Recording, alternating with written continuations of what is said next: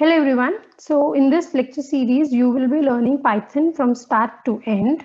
So if you want to learn Python, this lecture series is for you. Doesn't matter if you are a college student or you are in school, since no prerequisites are required for this lecture series. Now, starting with the course. So in this lecture, we will be covering the introduction. Now, what is Python? As we all know, Python is a programming language, right? So now, why do we need any programming language? So if you want to give instructions to your computer, you have to give it in a language that your computer understands. So that is why we study different programming languages so that we can write a program and a computer can understand those instructions. Now, Python is general purpose, interpreted, high level programming language. Now, let us discuss these terms one by one. What is general purpose? Some programming language are used only for specific domains. Like your C language is used for designing the system. But there are some programming language which are used for variety of domains.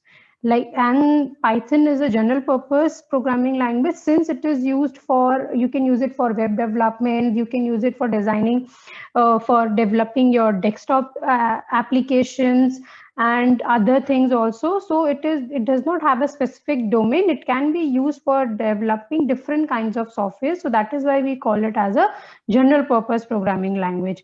Now, what is high level programming language? Your computer only understands machine language, which is made up of zeros and ones.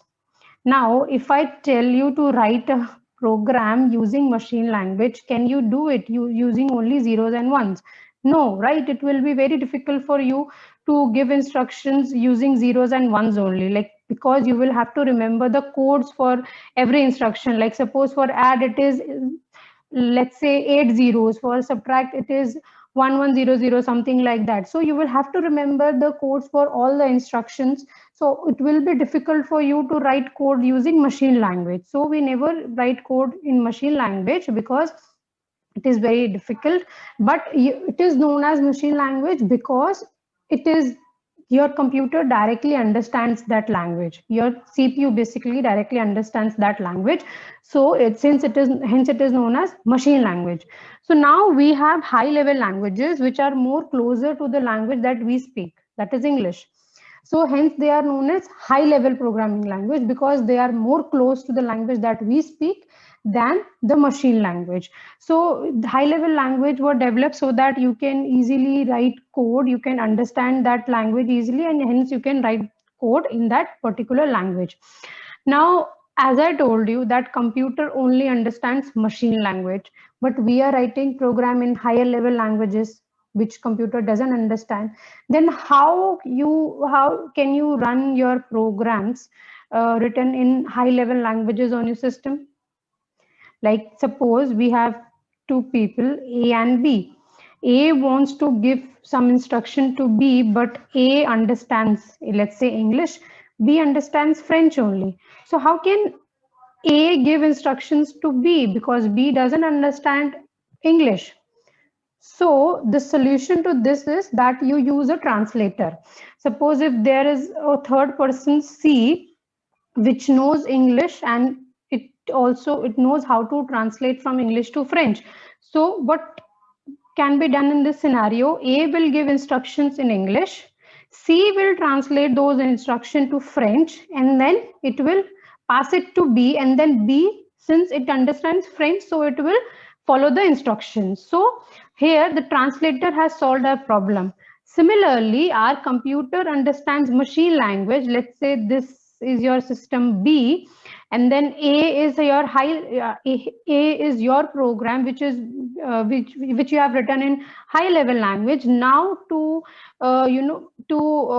map things, you need a translator, something which can translate from higher level language to machine language. So there are two types of translator. One is compiler and other one is interpreter. Now let's see what is the difference between a compiler and an interpreter. Compiler converts the high level language code into machine language in one go, which means it will go through the code and then it will convert that code into machine language, and then if there are any errors, it will report them in the end along with the line numbers. But on the other hand, the interpreter converts the machine language by the high level language code into machine language by converting it and executing it line by line. And if there is any error, it is reported at that point of time only. Let's say I have a code A is equals to B small, this small code only, B is equals to C. I have written this code, and let's say A is 10, B is or C is 30. This is my code. Now, what will compiler do? Compiler will go through the entire code and it will convert it into machine language, but interpreter will execute the statement, or like it will interpret it and execute this statement. Then it will interpret this statement, execute this statement, interpret this statement, execute this statement. So that's how interpreter and compiler translates. Now, if there is any error, like suppose if we talk about C++, you should terminate your statement with semicolon. So there is some error in, like there are errors in all the lines. So let me add semicolon here.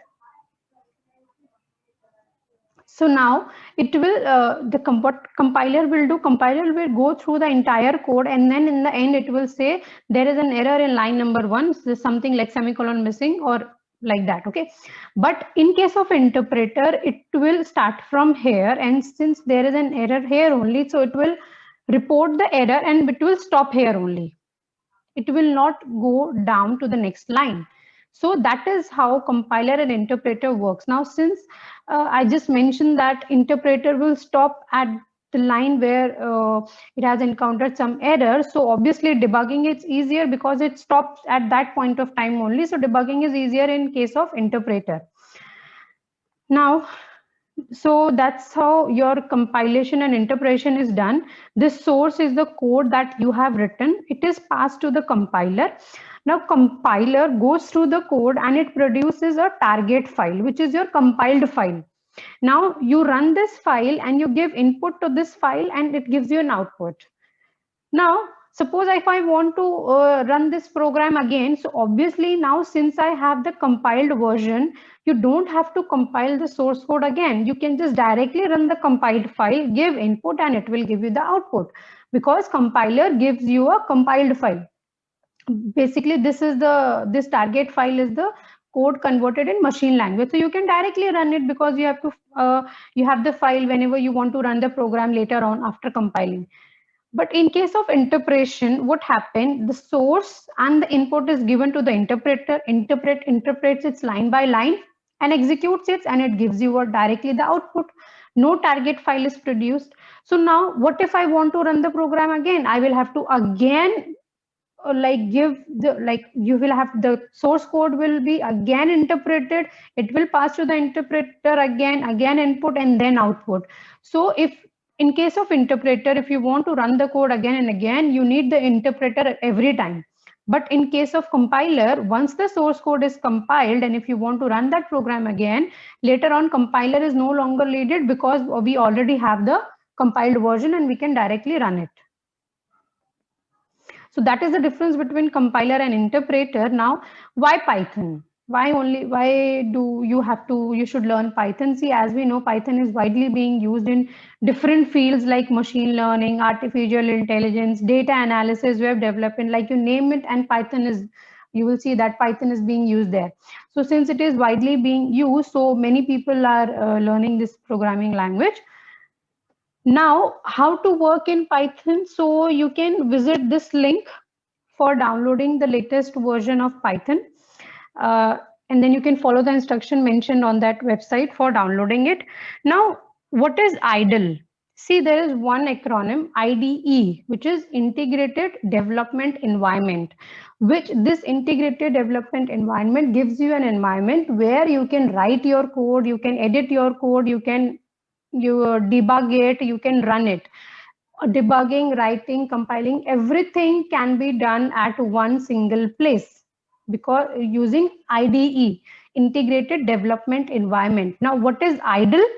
IDLE is Python's integrated development environment, you can say. So it is integrated development and learning environment. So it is Python's IDE. So Python's IDE is idle.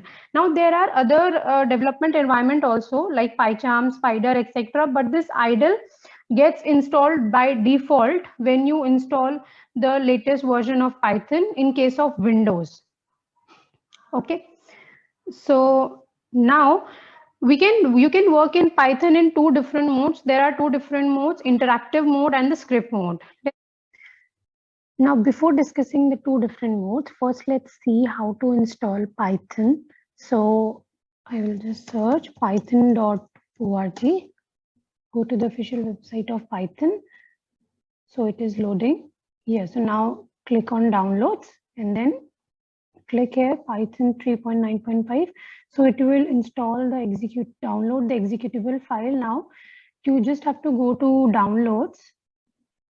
Now you have to just run this file and follow the instructions for downloading for installing it on your systems. Now since I already have it, so I'm not going to install it again. So just go to the search bar and search for idle and it will open idle for you. Now see, this is idle shell, or it is also known as Python shell. So using Python shell, you can just write your commands here and it will give you the immediate result of those commands. Like if I write 3 plus 4, it will give me the output as 7. So this mode is known as interactive mode because you write one command and it gives you the immediate result of that command. Now, but suppose if I want to write a program for printing numbers 1 to n, and if I write the complete logic like this, it will give me the result of each and every statement, the output of each and every statement, which I don't want.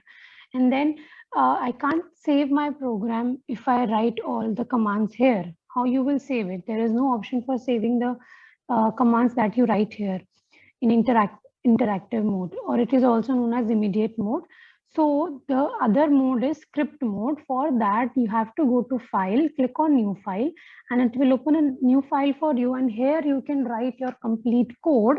Let's say if I write the same thing, print 4 plus 5, I'm just writing one line only. Now, after writing the complete code, you can go to file, save, and then save it anywhere you want to with any name. Now I'm just giving demo name. So this file will be saved with an extension .py since it is a Python program. Now you can go to run and run it and it will give you the output. So these are the two different modes. If you want to just test any command, you want to see how it works, you can use the interactive mode. But if you want to write the complete program, so obviously you would want to save it. So you can go for the script mode. So these are the two different modes. I hope it is clear to you. If you have any queries, please drop them in the comment section and then I will see you in the next video.